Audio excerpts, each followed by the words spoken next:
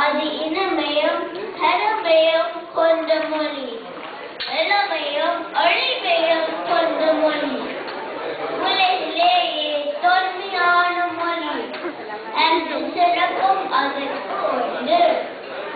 நாம் வாழும் கனடா பல இன மத நிற மக்கள் வாழும் நாடு. நாம் இந்த நாட்டில் உள்ள அடுத்தவர்களோடும் பழகத்தான் வேண்டும்.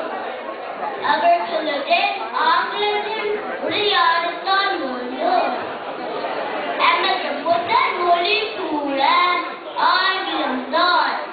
ஆனால் என்னோடும் தமிழுடன் நாங்கள் தமிழில் உரையாடக்கூடாது, ஒத்தி உணவாடக்கூடாது. நாம் எங்கள் தாய் மண்ணுக்கு செல்ல போது அங்கு உள்ளவர்களுடன் பழக பேச தமிழ் மொழி அவசியம் இல்லையா?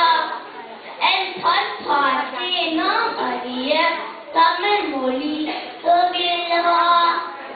ஆகவே நம் தமிழையும் படிப்போம், எங்கள் இனத்தின் பெருமையை அறிவோம். நம் தமிழ் என்று சொல்வோம், தமிழராய் இம்மண்ணில் நிலைப்போம். தமிழ் இம்மண்ணில் நிலைக்க வழி சமைப்போம்.